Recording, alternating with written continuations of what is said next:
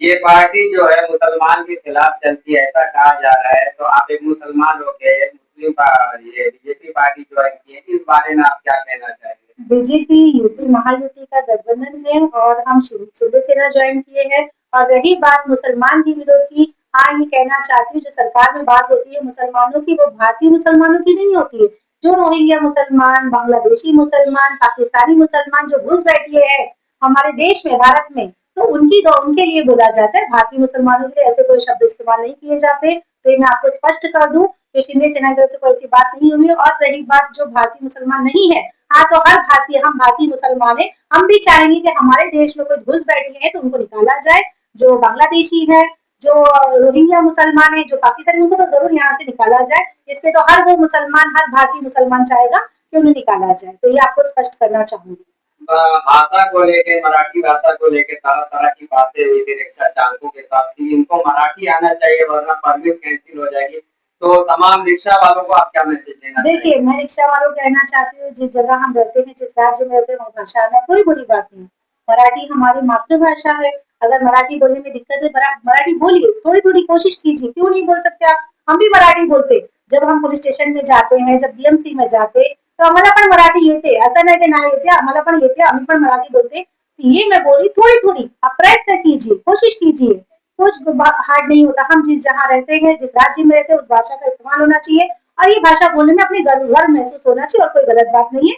मराठी बोलना चाहिए, हर किसी को आना चाहिए। ओके, थैंक यू, धन्यवाद टाटा इंजीनियर लोकतंत्र कॉलेज से बातचीत करने के लिए। हमारे साथ तमाम सहयोगी मीडिया चैनल है, सबका तहे दिल से शुक्रिया।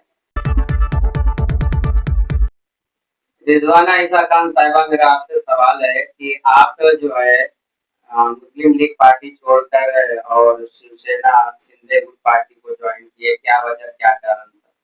देखिए, हमने अभी सियासत में कई साल निकाले हैं और हमने जो देखे हैं विचारधारा हमारे एकनाथ शिंदे साहब की, जो विचारधारा उनकी है, लोग आगे लेके चलना, 80% सेवा करना, 20% वहाँ पे सियासत करना।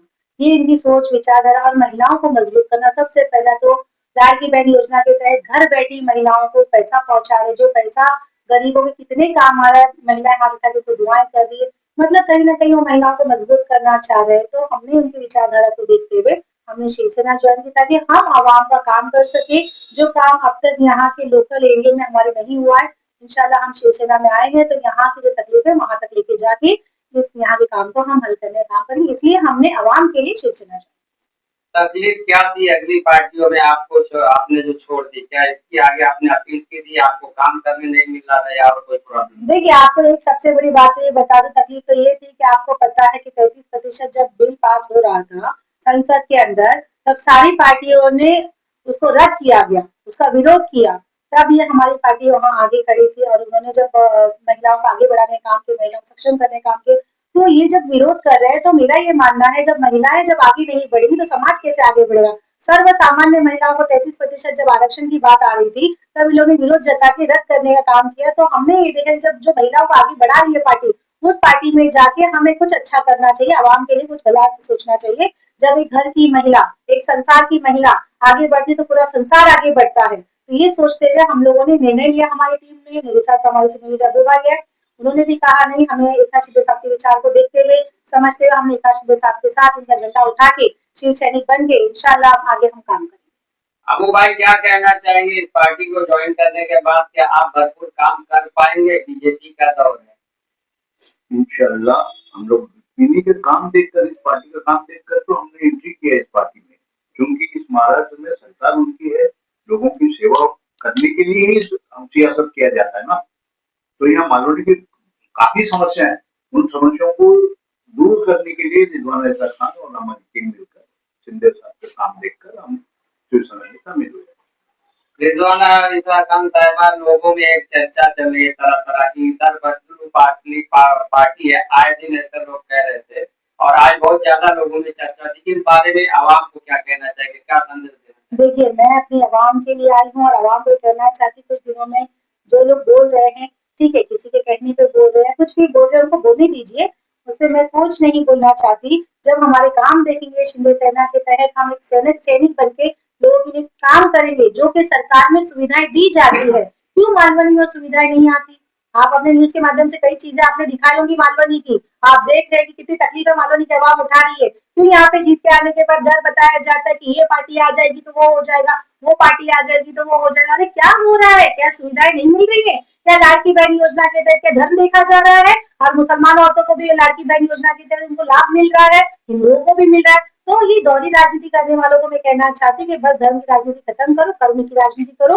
हम कर्म की राजनीति करने के लिए शिवसेना में आए हैं, शिंदे सेना का झंडा उठाए हैं और एक नाथ शिंदे साहब के साथ कंधे से कंधा मिला के चलेंगे, एक सच्चे सैनिक बन के उनका साथ देंगे। क्योंकि जो दोहराई राजनीति करने वाले, जो वर्गलाने वाले, जो धर्म के नाम पे बांटने वाले, ये सियासत हम लोगों में बताएंगे कि ये जो पार्टी सरकार में पार्टी है, ये सुविधाएं देने के लिए है, तकलीफ देने के लिए नहीं है। और इंशाल्लाह जो सुविधाओं से यहाँ मालवी वंचित था, वो वंचित नहीं रहेगा। जितनी तकलीफें यहाँ पे लोग उठा रहे हैं, उसकी आवाज हम शिंदे सेना तक लेके जाएंगे, साहब तक लेके जाएंगे, शिंदे साहब को बोलेंगे, गुहार लगाएंगे कि यहाँ पे भी मुश्किलें हल करें और यहाँ पे भी जितने काम नहीं हो काम करें। आबू भाई, मराठी भाइयों के लिए जो बात चल रही है, मराठी भाषा आना चाहिए रिक्शा चालकों को और तमाम लोगों को, उस पर आप क्या कहना चाहेंगे? बेशक अगर महाराष्ट्र में रहते हैं तो मराठी आना बहुत जरूरी है और सीखना चाहिए लोगों को। और आपके चैनल के माध्यम से मैं कहना चाहूंगा, कल ही हम लोगों ने शिंदे साहब की पार्टी ज्वाइन की है। आज हमारी पूरी टीम ने मिलकर बैठकर एक फैसला लिया कि 2 या 3 दिन के अंदर आपके चैनल के माध्यम से तमाम मालवनी के रिक्शा चलाने वालों को मैं बोलना चाहता हूँ, 2 या 3 दिन के अंदर हमारी पूरी टीम मिलकर रोज रात को शाम को 7 बजे से लेकर 8 बजे तक का मराठी सिखाने के लिए मैं एक टीचर रखूंगा। हमारी पार्टी मिलकर, सब मिलकर, मैं रिजवान ऐसा खान दोनों मिलकर इस कला विद्यालय के आगे एक स्कूल में बुक कर रहा हूँ। वहां जाकर शाम को 7 बजे से लेकर 8 बजे तक 1 घंटे का मराठी टीचर रखूंगा। जिन रिक्शा चालकों को मराठी सीखना है या किसी और को भी रिक्शा सीखना है, वो वहां आकर मराठी सीखकर महाराष्ट्र में रहने का दावा कर सकते हैं। मैं क्या जानना चाहता हूँ कि आप जो स्कूल बता रहे कला विद्यालय के पास, उसका नाम बताएंगे सर? बिल्कुल, अभी मैं कल मीटिंग है मेरी, आज हम लोगों ने फाइनल किया है, कल मीटिंग करूंगा। कल या परसों तक का मैं तमाम जनता के सामने आह्वान करूंगा कि ये स्कूल में इतने टाइम से इतने बजे तक का मराठी की ट्यूशन दिया जाएगा। रिक्शे वाले बोलते हैं कि मराठी नहीं आता हमको, तो महाराष्ट्र में हम कैसे रहेंगे? सीखना पड़ेगा आपको, कोशिश करना पड़ेगा आपको कि महाराष्ट्र में रहने के लिए सीखना पड़ेगा। और कोई बड़ी बात नहीं, जब बच्चे छोटे स्कूल में जाते हैं तो हिंदी, मराठी, इंग्लिश माँ से शुरू होती है। आपको मराठी सीखने के लिए कोई टाइम नहीं लगेगा, 8 या 10 दिन 15 दिन में आदमी सीख लेगा। ये मैं लोगों गारंटी में के एक ही साथ चर्चा है कि भाषा को लेकर तरह तरह की बात होती है, अपनी अपनी राजनीति चमकाने के लिए ऐसा किया जा रहा है। यूपी बिहार के लोगों पे जुल्म करने के लिए ऐसा किया जा रहा है, इस बात में कितनी सच्चाई है? कोई इसमें सच्चाई नहीं। देखो, भाषा हिंदुस्तान की तमाम भाषा सब हिंदुस्तान में चलेंगे। हाँ, ये है कि अपने अपने जो प्रदेश है, महाराष्ट्र है, केरला है, केरला में केरला बोला जाता है, गुजरात में गुजराती बोला जाता है, बंगाली में बंगाली बोला जाता है। इस तरीके से महाराष्ट्र में चाहते हैं कि तमाम लोगों को मराठी आना चाहिए, तो मराठी सीखने में कोई बड़ी बात नहीं। और इंशाल्लाह हमारी पार्टी, अब 2 दिन में तुमको दिखा दूंगा कि मैं मराठी में, मालवनी में तमाम रिक्शा ड्राइवर जिसको मराठी नहीं आती उनके लिए ट्यूशन देने का काम हमारी पार्टी काम करेगी। बहुत बहुत शुक्रिया। Thank you very much.